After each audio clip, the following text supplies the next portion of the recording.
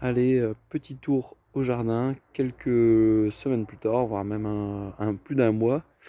Et je vais reprendre partie par partie comme je l'avais fait. Donc ici on est sur la partie où il y a un compost dans lequel je mets directement les cultures.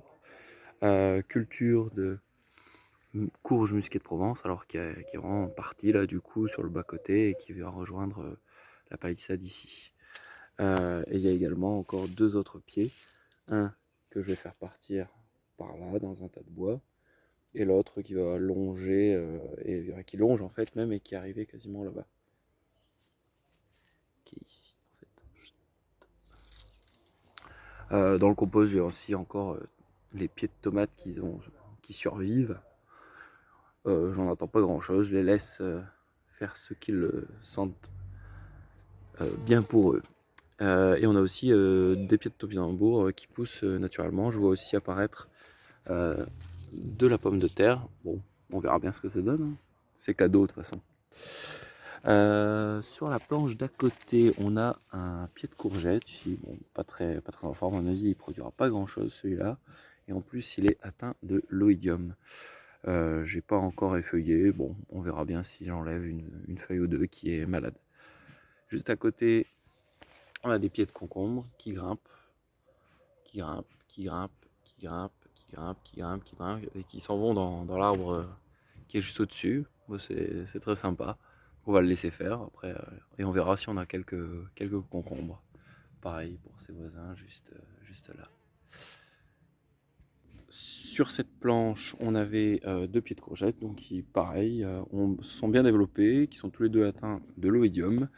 Donc je ne sais pas trop ce que ça va donner dans les prochaines semaines, mais on verra. On verra bien, encore une fois. On laisse la nature faire et on récolte ce que l'on peut. Ici, on a des pieds de pommes de terre qui, pareil, je laisse en roue libre. On verra ce que ça produit. Ici, un plant de tomate, c'est de la noire de Crimée, je crois, qui est bien grand. Il fait pas trop de fleurs, mais je l'ai planté un peu plus tard. Et un autre pied de noire de Crimée. À côté, j'ai transformé cette zone qui était inutilisable un peu en compost, hein, donc il y a tout, hein, ça composte en live, hein. Ici, on a un pied de carotte de l'année dernière qui monte en graines, qui est monté très haut à 2 mètres maintenant. Il y a des bouquets un peu partout qui attirent beaucoup d'insectes. C'est tout simplement incroyable. J'arrive pas à faire le net. Et je sais pas si vous avez déjà senti des fleurs de carotte, mais ça sent très bon. Ça rappelle l'odeur du miel. Alors sur cette planche de culture là, j'avais mis des pieds de tomates et des tournesols géants. On y voit un peu l'évolution qui est plutôt sympathique. J'ai ajouté récemment des haricots un peu partout qui sont sur le point de sortir. Et j'ai aussi ajouté, j'avais oublié, une courge musquée de Provence qui est pas très en avance par rapport aux autres. Mais allez, on va estimer que l'été va se prolonger, comme il a été pour l'instant très court. Ici, les framboisiers. Je ne m'attarde pas dessus. On a récolté quelques belles framboises. Planche de culture ici qui a beaucoup évolué. C'était de la moutarde que j'ai fauchée, que j'ai mis au sol. Et j'ai remplacé le tout par deux plants de tomates plantés il y a pas si longtemps que ça, je dirais un peu moins d'un mois. Je les ai accompagnés de tournesols géants qui se développent bien aussi.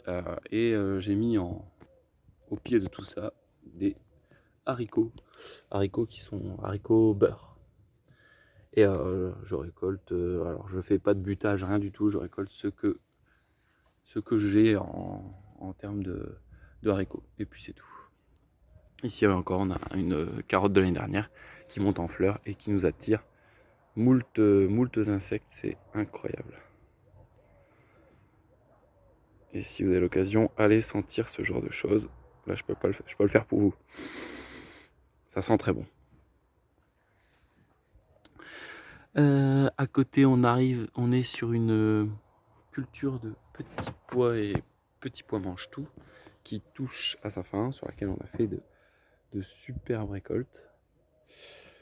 Et puis là, on laisse les gousses pour qui restent, à mon avis, pour faire de la graine essentiellement, reproduire, etc.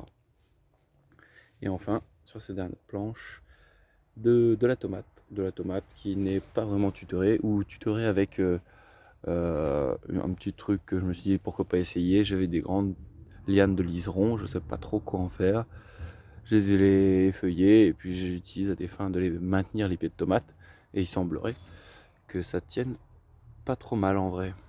Donc, 100% biodégradable, c'est pratique.